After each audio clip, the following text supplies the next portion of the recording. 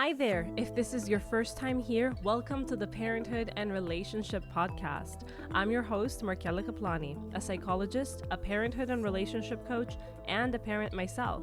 Together, we explore the transformative journey of parenthood and its profound impact on our relationship with ourselves, our partners, and our children, so that we can be present and show up as we envision without having to do more. Let's get into today's episode.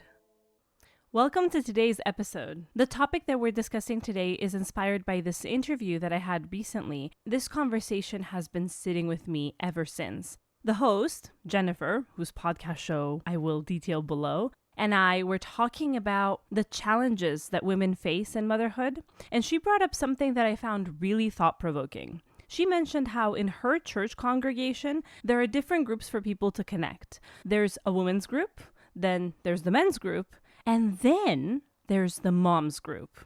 And while it's great that moms have a space to come together, I will always advocate for that. And I'm in the process of designing such a space myself. But what stood out for me was the fact that there wasn't such a group specifically designed for dads. It made me wonder, why are moms grouped separately from both men and other women? Why is there no space for fathers in the same way? And then Jennifer said something that really struck me. She said, it's almost like mothers are being othered. I couldn't shake that comment because in many ways it feels so true. And I mean, it may sound cringe, but hey, if you take the M out of mother, you get other. It is as if the moment we become mothers, we're no longer simply women. Now we're moms, and that label can come with its own set of societal expectations and limitations in many ways. In this episode, I want to dive deep into this idea of othering mothers and what it means to be placed in a category that separates you from not only men, but from other women as well. We'll explore whether motherhood changes the way that society sees women and the way that women see themselves, how we see ourselves. And we'll also look at the missing piece in this puzzle. Why aren't dads being grouped and supported in the same way? What does that say about how we view fatherhood and gender roles in general? I'm excited to explore these questions with you today.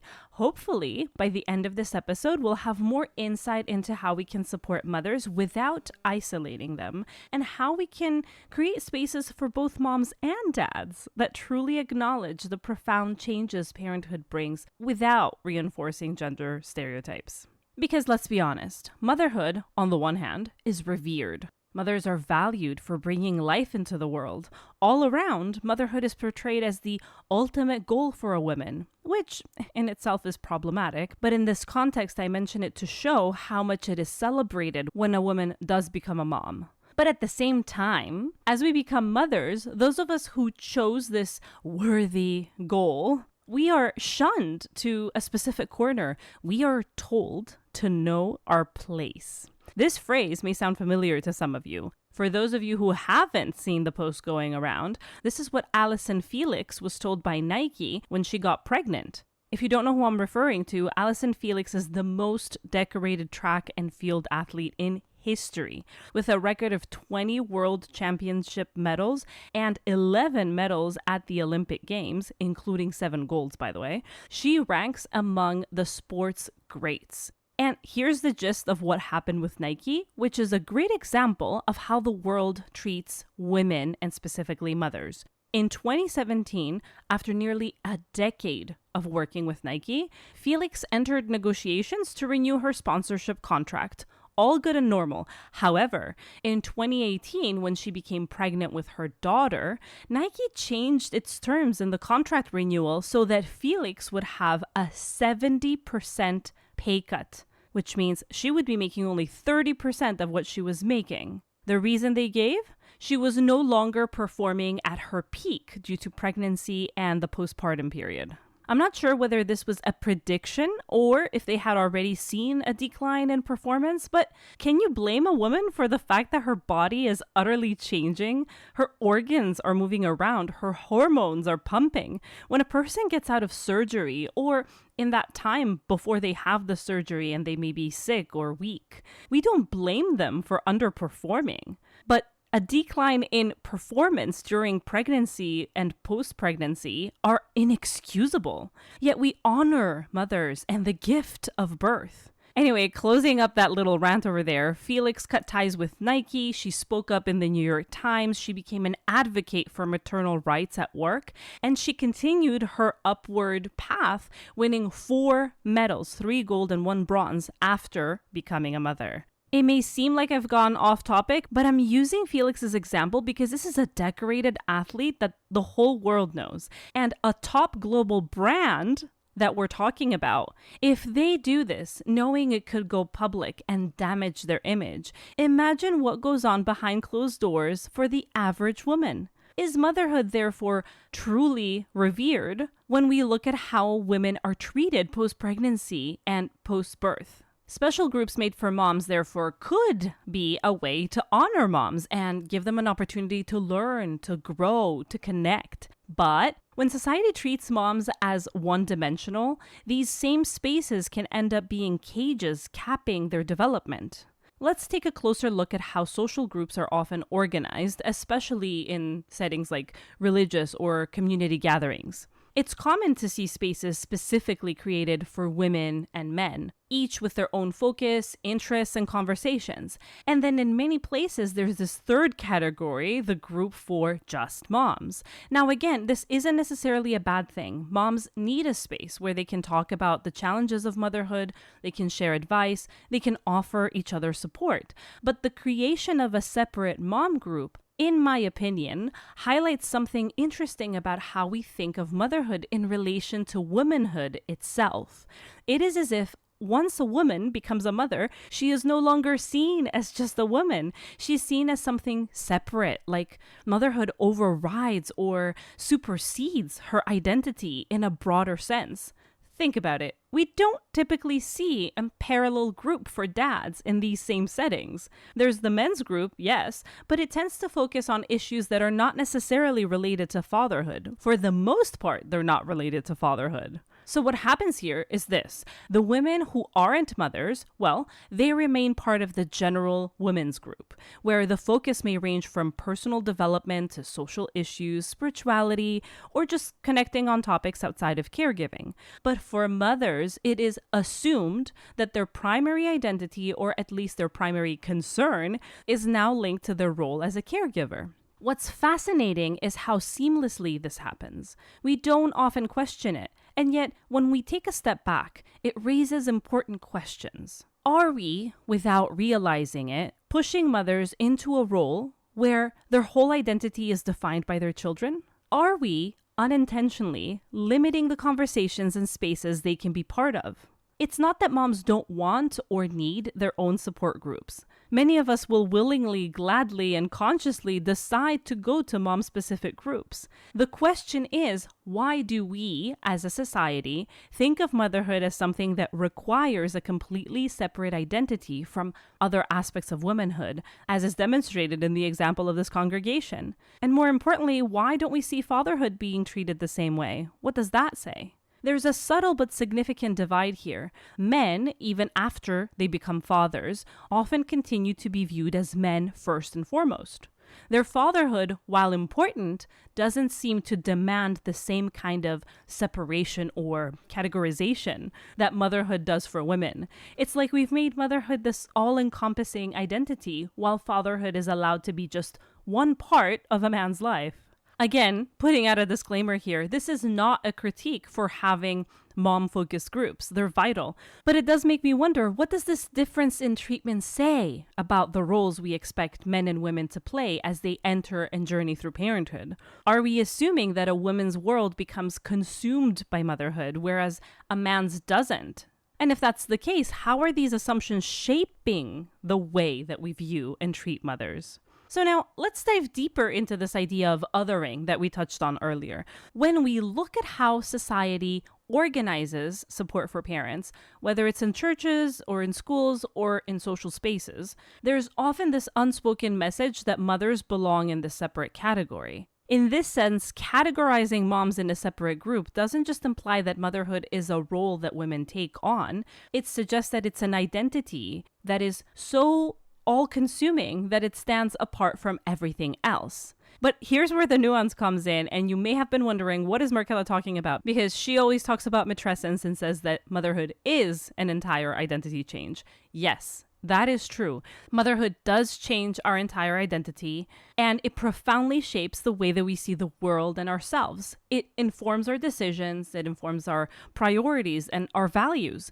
But motherhood doesn't erase the rest of who we are. It doesn't cancel out our identity as women, as professionals, as partners, as individuals with dreams and desires beyond raising children. In fact, it's an identity that should ideally sit alongside all the other identities we hold, complementing them, enriching them. And that's exactly how I help women in my programs. I help reconcile this new identity with all our other parts so that we can start to feel whole again, so that we can embrace motherhood and how it's changed us, but also feel like we're still in touch with our core self. Because like I've said before, motherhood can be a transformative experience if we let it. It can be an opportunity for immense self-development. And I'm not saying that women who don't become mothers don't develop and they don't expand and they don't grow. However, motherhood is an opportunity, is this extra push that invites us to explore something different. So in order to be able to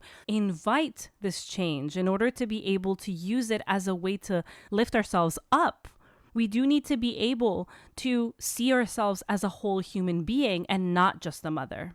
Oh, and as we talk about this, I do want to mention my free resource, a mini video series that you receive straight to your inbox with very short, quick, but targeted videos that explain the process of matrescence, the way that we change as mothers, as women, when we become mothers, how things are expected to be different in who we are, in how we work, if we will work, how we think about the spiritual world, how we relate to others, especially our partner.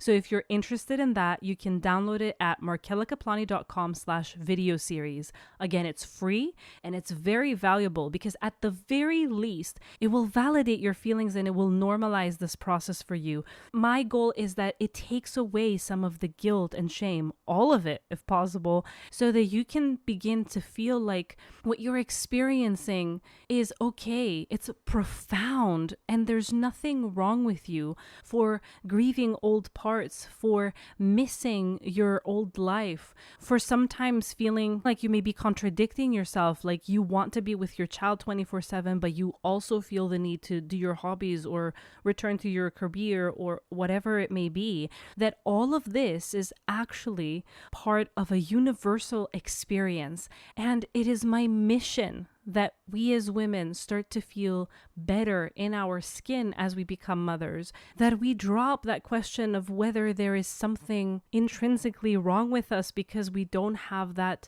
maternal instinct, that we didn't fall in love at the first sight possibly when we saw our child, or all of these things that society says that are supposed to happen and just didn't for us. And we think we're alone and the odd one out. I want you to know you're not alone, and I want you to know that what you're feeling is normal. So go ahead and download that free resource at markellakaplani.com/video series. People charge for this kind of thing, so make sure you go get it, you grab it, so long as it's there and it's free, okay? Getting back to the episode now. However, the way that society often frames motherhood, especially through the lens of these separate spaces, sends a different message. It tells us that being a mother is all we are, and everything else must fall to the wayside. This is what happens, for example, when your boss no longer signs you up for that trip across the country because he assumes that you no longer care as much about work, that you wouldn't want to go, or that if you do go, you won't be focused because you'll want to be on the phone with your kids all day. Well, when that happens, when we are encouraged to see motherhood as a role that obliterates our other identities, we start to experience an internal split. We feel torn between who we used to be, who we are told we should be, and who we actually want to be. And this split is exhausting. It's where feelings of inadequacy and low self-esteem often begin to surface. Because when society places us in this separate, all-encompassing category, there's this unspoken expectation that everything we do and care about now has to be related to our children. The more we're made to feel that motherhood should overshadow our other roles, the more we struggle with balancing those parts of ourselves that still need nurturing. Maybe we used to enjoy a creative hobby, or we were deeply invested in our career, or we cherished time spent nurturing our friendships. But now, the message seems to be, you're a mother now. Focus on that. Your other interests, your other identities, they're not as important anymore. The result of this kind of messaging? Internal struggle. We feel like we're failing, not just as mothers, but as women. We start to grieve the parts of ourselves that we've set aside, but because no one really talks about this grief, we often don't even realize we're grieving. Instead, it manifests in frustration or guilt or this mom rage that everybody talks about, or this pervasive feeling that we're never enough.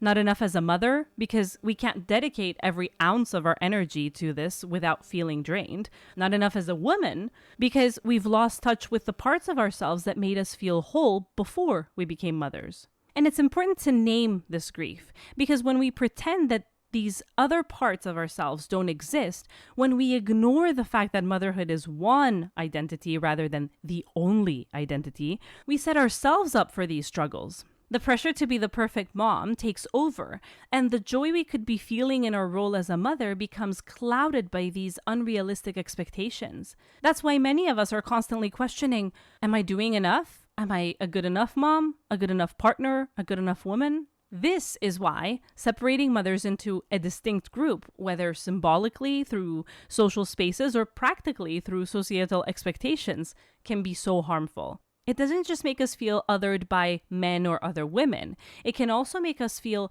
othered from parts of ourselves that still need nurturing. And that's why when we talk about the othering of mothers, it's not just about separating moms from men. It's also about how we separate mothers from their own sense of self, as though motherhood should come at the cost of everything else that makes us who we are. Let me share a story that really brings this idea of othering into focus. A woman that I worked with, let's call her Anna, had always been a passionate, driven individual before becoming a mother. She was thriving in her career, deeply invested in her friendships, and had hobbies that truly lit her up. Things like photography and writing. She had a full, vibrant identity, and she embraced the idea of becoming a mother as this beautiful addition to all of this. But after she gave birth to her first child, things started to shift. It wasn't just the exhaustion or the steep learning curve of motherhood that we all have to face, though these were definitely part of it. It was this growing sense that slowly but surely, everything else that had been important to her was falling away. The photography she loved? She hadn't picked up her camera in months. Her friendships, they felt distant. And her work, which used to be a source of pride for her, now seemed like something she had to push aside, almost as if it were incompatible with being a good mother. What made this even more difficult was the subtle but powerful messages she received from the people around her. Well-meaning friends and family would say things like, "Oh, don't worry about work right now, focus on your baby." Or, "You'll have time for yourself later, right now, you're a mom." And while this is well-meaning, and while I have talked about your dharma waiting for you, as a way to reassure women who feel like they need to do everything at the same time and not take a break and not feel stressed out, it is important to understand that it makes a difference in what context you say this. Because it was the right thing to do, because it's on Instagram and what other mothers are doing, Anna found herself in a lot of mom groups and baby groups where the only topic of conversation was about parenting. No one seemed to talk about their goals or their dreams anymore. And while these conversations were powerful, they reinforced the idea that her worth and focus should now be entirely on motherhood. After a while, Anna started to feel this tug of war that we talked about earlier, and that's about where she started seeing me. She felt like she was losing herself. She wasn't just Anna anymore. She was someone's mother. And while she loved her child fiercely, there was this growing gap inside her, like a piece of herself had been left behind. She described feeling a sense of sadness for the part of herself that she missed, and guilt for wanting to be something more than just a mother. It became harder and harder for her to reconcile these feelings, and she began questioning if she was even a good mother due to feeling this way. Wasn't she supposed to be fulfilled by motherhood alone? What Anna was experiencing wasn't just the conflict between her role as a mother and her other roles. It was the impact of being othered by society. No one and nothing around her was encouraging her to embrace her multifaceted identity. Instead, she was subtly told to set aside everything else in service of motherhood. That's where the grief started to build. The grief for her old self, for the hobbies, the career, the friendships that she'd cherished. And this unacknowledged grief that so many mothers experience but rarely talk about. The reality was, Anna didn't need to choose between being a mother and being herself. But the way that society often frames motherhood can make it feel like that's the only option. I would love for you to respond to this, whether you're listening to this on YouTube podcast and you can comment below, or you want to email or DM me on Instagram at markella.kaplani. I would love to know your opinion on this, if you agree or you disagree. But a lot of times our other identities, like in Anna's case, the photographer, the career woman, the friend, they're still there waiting to be acknowledged, waiting to coexist with our identities as mothers. But the pressure to be just a mom can drown all of that. And now let's take a different angle, one that shines light on what happens when the experience of fathers is treated differently. I once had this conversation with a dad, let's call him James, who had been feeling somewhat invisible in his role as a father. He shared with me that after the birth of his first child, he expected that fatherhood would bring about a significant shift in his life, not just in terms of responsibilities, but in how others would view and interact with him. He was ready for that challenge, for the sleepless nights, for the learning curve of parenting, like we said before. But what he hadn't expected was how little societal support or acknowledgement he would get from this identity as a father. James attended a few parenting classes and even participated in some community gatherings with his wife. But what stood out to him was that most of these spaces were built around the experience of motherhood. It wasn't that he was excluded from these events, but he noticed that the conversations and support were exclusively focused on moms. When it came to fatherhood, there seemed to be this unspoken assumption that men didn't need the same kind of space to talk about their experiences, their challenges, or the identity shifts that men go through as well as they enter parenthood. He was part of several groups, and coincidentally, he was part of his men's group at a church, but it had nothing to do with him being a father. The discussions revolved around personal growth and work and spiritual matters, but fatherhood wasn't seen as a central topic worth its own space. And there wasn't a dedicated dads group the way that there was for moms. So for James, this felt odd. He had all these questions about how to balance work and being a parent, how to connect emotionally with his child, how to maintain a sense of self in his new chapter of life while also not being absent. But there wasn't a place for him to explore these things with other men going through the same transition. The irony was, while his wife was navigating her own identity shifts as a mother and receiving all this community support, James was dealing with similar struggles, just without the same resources. He told me that sometimes he felt like he was just expected to carry on, as if nothing had changed, as if fatherhood wasn't as defining for him as motherhood was for his wife. And I've heard similar things from a lot of fathers, in fact. A lot of fathers feel that there isn't enough support out there. I have seen in communities on Facebook people searching for podcasts that are related to fathers. And I've received comments saying how even though my podcast is not directly just for dads, the fact that I include fathers either on their own or as part of the couple in my conversations is very much appreciated. James told me that sometimes it felt like society didn't recognize that this identity shift mattered for him in the same way as it did for his wife. Like fatherhood was an addition to his life and not something that redefined him. And that left him feeling disconnected, not only from his own experience, but also from the larger conversation around parenthood.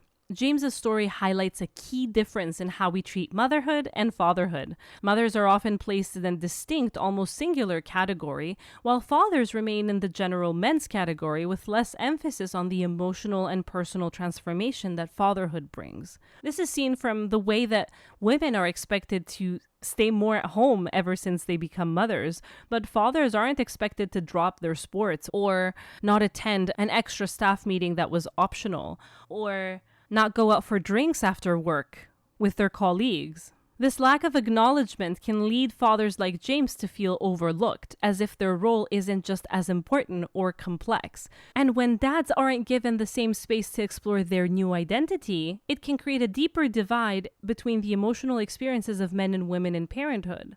Do you notice what's happening here? This is not just to say that this is unfair to fathers because they don't get to discuss their change as much, because I do want to make that point as well, but also the fact that they are not held accountable. They are not expected to have this profound change when a baby comes along. Puts all the pressure on women. When we separate mothers into their own category, but leave fathers in the background, we reinforce outdated ideas of gender roles, ones that diminish the emotional complexity of fatherhood and leave men feeling like their journey isn't worth discussing. As we reflect on these stories and we go deeper into the topic, even more questions arise about the way that we approach parenthood as a society. One of the first things that we have to ask is, what are the unintended consequences of creating such clear divides between moms and everyone else? Are we reinforcing the idea that mothers should be solely responsible for the emotional and the mental and the physical labor of parenting, while fathers are left to navigate their roles without the same level of attention or support or the same level of accountability? Another question that comes up is whether these separations, like the existence of mom-specific groups without dad equivalents, are pushing mothers into roles they might not want to fully inhabit. Some might, and that's perfectly fine and great, but others just don't. By placing mothers into a unique category, are we implying that parenthood for women must eclipse everything else? And if that's the case, what are the ripple effects on mothers' mental health, their relationships, and their sense of self-worth? What happens to that woman who realizes that she does still care about her hobbies and the causes that she was advocating for and her career just as much as she used to? How does she feel when the narrative surrounding her implies that motherhood should have taken over the control center? We've seen how the pressure to be only a mom can create feelings of inadequacy, shame, and grief, which are then, on top of that, dismissed. She's being dramatic. But how can we start to shift that narrative so that mothers are recognized for their whole selves, not just their roles in their family unit? So that each of us gets to choose without feeling that there's something wrong with us. So that the woman who continues to dedicate time to her career or hobbies or causes does not have to feel like an awful mom and ultimately an awful human being. And so that the mom that loves being home with her children does not feel less than when comparing herself to other moms or to men around her. And then we need to think about the men, about the fathers who, like James, feel invisible in these conversations. Why are fathers not offered the same spaces for growth, reflection, and connection as mothers? Are we in some ways downplaying the importance of fatherhood? By not giving dads their own groups or support systems, or not enough of them at least, do we reinforce the idea that their experience of parenting is somehow less transformative or meaningful? These questions point to the heart of the issue. The ways we divide these groups reflect deeper assumptions about gender, parenting, and identity. They reveal a societal belief that parenting is somehow different for women than it is for men, and that can limit both mothers and fathers in very harmful ways. So as we explore these deeper questions, we're really talking about how we as a society can define what it means to support parents, both mothers and fathers, as they navigate the profound changes that come with raising children, that come with the birth of the parent. It's clear that the way we organize social and community spaces for parents reflects deeper beliefs about gender roles and parenthood. Motherhood, without a doubt, is a transformative experience. It shapes our identity physically, emotionally, and mentally, even culturally, socially, and spiritually. But what we often overlook is the nuance. While matrescence is a thing, while we develop a new identity, it's one that informs all others. It shouldn't overshadow or erase them. This brings me to an important point that often comes up in conversations like these: the argument that mothers naturally have a stronger or more intimate connection with their children, which would then justify, somewhat, the separation of parenting spaces. Biologically, this argument holds some weight. It's true. After all, as mothers, we carry our babies for 9 months, we experience the physical and emotional process of childbirth, and we form a bond that is in many ways instinctual. There's even scientific research suggesting that a child's fetal cells remain in the mother's body long after birth, maybe even for life, creating a physical and perhaps spiritual link between mother and child that transcends the initial act of giving birth. But we can't stop there. If we dig deeper, we can see how this biological connection, while real, can also contribute to an unfair expectation that mothers must be the default parent and that their experience is somehow more important or profound. But modern fathers, especially millennial fathers, are pushing for a deeper connection. Today's dads are increasingly recognizing that their role as a parent isn't peripheral. It's central. Many of them want to build strong emotional bonds with their children from the very start, and they are more invested in their children's upbringing than previous generations. This has been documented. It's not me saying it. They're not just providers, they're caregivers, they're nurturers and role models, and they want to be active participants in their children's lives. Yet, when society continues to separate mothers and fathers in terms of how we support their parenting journeys, we unintentionally make it harder for fathers to fully step into this role. And I recognize this very early on because when I began going down this specific path, I started working only with mothers. And then as they started bringing their partners in and we started doing couples counseling, I realized fathers are asking for that same help. And that gave birth to my program, the Couples Intensive, the deep dive, where I see the mom separately, the dad separately, and then I see them as a couple as well. And that's because each of these individuals, each of us, the mom and the dad, needs their personal support, needs to find a way to reconcile their identity as they enter and journey through parenthood. And then as we work on ourselves and the different aspects of the things that we need to tend to, the things that come up with parenthood, because there's a lot. It could be personal trauma or generational trauma. It could be other things like notions and perceptions and values that no longer seem to fit with how we want to show up for our children. Then we can come back together as a couple, and it's so much easier to resolve what's going on. So I very quickly changed my perspective from mothers to parents for that specific reason. Because by creating spaces only for mothers and rarely for fathers, we send a message, whether consciously or unconsciously, that parenting is primarily a maternal domain. Fathers may then feel like their desire to be more involved is somehow not normal and that their efforts aren't needed. And this can lead for them to withdraw, even if it's not what they want. And then as a society, we turn around and accuse these fathers of being uninvolved and absent. I'm not going to say that there aren't those men that get comfortable in this lack of expectation and that play the card of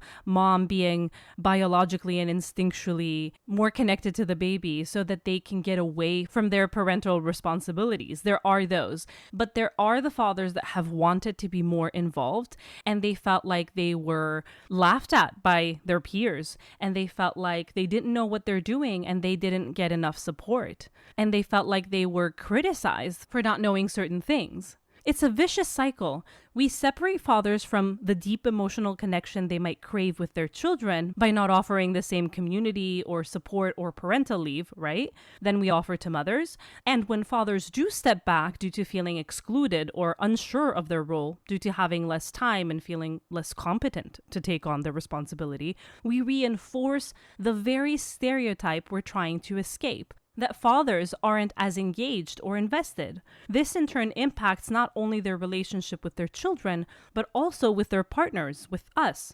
When one parent is expected to bear the brunt of the emotional and physical labor of parenting, it puts a strain on the entire family dynamic. not just the couple?